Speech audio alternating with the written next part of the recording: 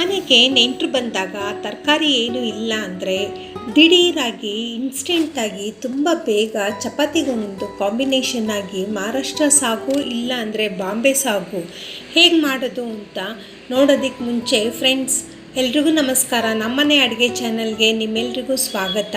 ನನ್ನ ರೆಸಿಪಿ ನೋಡ್ತಾ ಇದ್ದರೆ ಒಂದು ಲೈಕ್ ಮಾಡಿ, ಹಾಗೆ ನನ್ನ ಚಾನಲ್ನ ಸಬ್ಸ್ಕ್ರೈಬ್ ಮಾಡ್ಕೊಳ್ಳಿ. ನನ್ನ ರೆಸಿಪಿ ನೀವು ಟ್ರೈ ಮಾಡಿ ಹೆಂಗೆ ಬಂದಿದೆ ಅಂತ ಕಮೆಂಟ್ ಮಾಡಿ. ಹಾಗೆ ಈ ಸಾಗು ಮಾಡೋದಕ್ಕೆ ಏನು ಜಾಸ್ತಿ ಪದಾರ್ಥ ಬೇಕಾಗಲ್ಲ ಮತ್ತು ಜಾಸ್ತಿ ಟೈಮು ಬೇಕಾಗಲ್ಲ. ತುಂಬ ಸಿಂಪಲ್ಲಾಗಿ ಹಾಗೆ ಸಖತ್ ಟೇಸ್ಟಿಯಾಗೂ ಇರುತ್ತೆ ಈ ಸಾಗು. ಒಮ್ಮೆ ಒಂದು ಸತಿ ನೀವು ಟ್ರೈ ಮಾಡಿ ನೋಡಿ. ಹೇಗೆ ಮಾಡೋದು ನೋಡೋಣ ಬನ್ನಿ. ಮೊದಲಿಗೆ ಒಂದು ಮಿಕ್ಸಿ ಜಾರ್ ತಗೊಂಡು ಅದಕ್ಕೆ 1.5 ಕಪ್ಪಷ್ಟು ಕಡಲೆಪಪ್ಪು ತಗೊಳ್ಳಿ. ಇಲ್ಲಿ ನಾನು ಕಡಲೆಪಪ್ಪು ಫೈನಾಗಿ ಪೌಡ್ರ್ ಮಾಡ್ಕೊಳ್ಳಿ, ತುಂಬ ನೈಸಾಗಿ ಆಗಬೇಕು.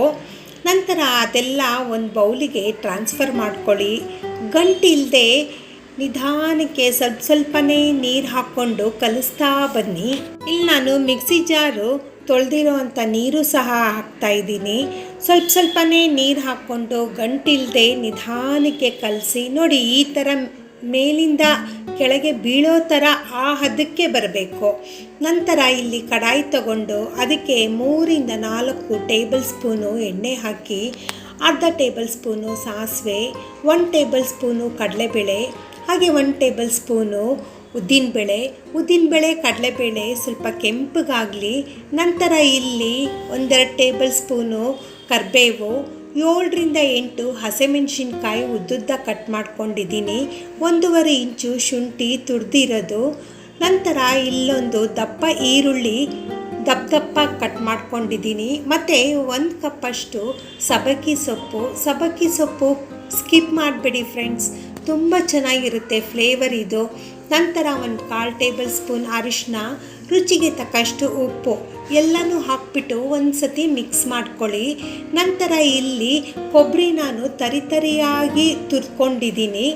ನೀವು ಬೇಕಾದರೆ ಗ್ರೈಂಡರಲ್ಲಿ ಹಾಕ್ಕೊಂಡು ತರಿಯಾಗಿ ಗ್ರೈಂಡ್ ಮಾಡ್ಕೊಬೋದು. ನಂತರ ಇಲ್ಲಿ 2 ಮೀಡಿಯಮ್ ಸೈಜು ಕಟ್ ಮಾಡ್ಕೊಂಡಿರೋ ಅಂಥ ಟೊಮೆಟೊ ಎಲ್ಲನೂ ಹಾಕ್ಬಿಟ್ಟು ಒಂದು ಸತಿ ನೀಟಾಗಿ ಮಿಕ್ಸ್ ಮಾಡ್ಕೊಳ್ಳಿ.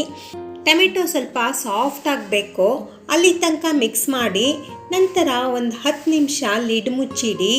ಲಿಡ್ ಮುಚ್ಚಾದಮೇಲೆ ನೋಡಿ ಟೊಮೆಟೊ ಎಲ್ಲ ಸಾಫ್ಟಾಗಿದೆ ಮತ್ತು ಸಬ್ಬಕ್ಕಿ ಸೊಪ್ಪು ಎಲ್ಲನೂ ಕ್ಲೀನಾಗಿ ಬೆಂದಿದೆ. ಈ ಹದಕ್ಕೆ ಬಂದಾಗ ಕನ್ಸಿಸ್ಟೆನ್ಸಿಗೆ 2 ಗ್ಲಾಸ್ ಅಷ್ಟು ನೀರು ಹಾಕಿಬಿಟ್ಟು ಮತ್ತೆ ಲಿಡ್ ಮುಚ್ಚಿಬಿಟ್ಟು 1 ಕುದಿ ಬರೋ ತನಕ ವೆಯ್ಟ್ ಮಾಡಿ. ಇಲ್ಲಿ ನೋಡಿ ನೀರು ಕುದೀತಾ ಇದೆ. ಈ ಟೈಮಲ್ಲಿ ಗ್ರೈಂಡ್ ಮಾಡಿ ಕಲಸಿಟ್ಕೊಂಡಿರೋ ಅಂಥ ಕಡಲೆಪಪ್ಪು ಪೌಡ್ರೆಲ್ಲನೂ ನೀಟಾಗಿ ಹಾಕ್ಬಿಟ್ಟು ಸ್ವಲ್ಪನೇ ಹಾಕ್ಬಿಟ್ಟು ಮಿಕ್ಸ್ ಮಾಡಿ. ಲೋ ಫ್ಲೇಮಲ್ಲಿ ಹಾಕ್ಬಿಟ್ಟು ಮಿಕ್ಸ್ ಮಾಡಿ. ನಂತರ ನಿಮ್ಮ ಕನ್ಸಿಸ್ಟೆನ್ಸಿಗೆ ಸ್ವಲ್ಪ ಕುದಿಯೋಕ್ಕೆ ಎಷ್ಟು ನೀರು ಬೇಕೋ ಅಷ್ಟು ನೀರನ್ನು ನೀವು ಸೇರಿಸ್ಕೊಳ್ತಾ ಬನ್ನಿ. ಇಲ್ಲಿ ನೋಡಿ ಈ ಹದಕ್ಕೆ ಬಂದಿದೆ. ಇದು ತುಂಬ ತಳ ಹಿಡಿಯೋ ಚಾನ್ಸಸ್ಸು ಜಾಸ್ತಿ ಇರುತ್ತೆ. ಸೊ ಹಾಗಾಗಿ ಅವಾಗವಾಗ ಲಿಡ್ ತೆಗೆದು ಚೆಕ್ ಮಾಡ್ತಾ ಇರಿ. ಯಾವಾಗ ಸ್ವಲ್ಪ ಗಟ್ಟಿ ಅನಿಸುತ್ತೆ ಆವಾಗೆಲ್ಲ ಸ್ವಲ್ಪ ನೀವು ನೀರು ಹಾಕ್ಬಿಟ್ಟು ಕುದಿಯೋಕ್ಕಿಡಿ. ತಳ ಹಿಡಿಯೋ ಚಾನ್ಸಸ್ ಜಾಸ್ತಿ ಇರುತ್ತೆ. ಸೊ ಹಾಗಾಗಿ ಅಷ್ಟು ಗಟ್ಟಿನೂ ಬೇಡ, ಅಷ್ಟು ತೆಳ್ಳಗೂ ಬೇಡ. ಸಾಗು ಕನ್ಸಿಸ್ಟೆನ್ಸಿಗಿದ್ರೆ ರೆಡಿಯಾಗಿದೆ ನೋಡಿ ಬಾಂಬೆ ಸಾಗು. ಇವಾಗ ನಾನು ಒಂದು ಬೌಲಿಗೆ ಸರ್ವ್ ಮಾಡ್ಕೊಳ್ತಾ ಇದ್ದೀನಿ. ಫ್ರೆಂಡ್ಸ್, ಈ ಕಾಂಬಿನೇಷನು ಚಪಾತಿ, ಪೂರಿ ಹಾಗೆ ಅಕ್ಕಿ ರೊಟ್ಟಿಗಂತೂ ತುಂಬ ಒಳ್ಳೆ ಕಾಂಬಿನೇಷನು.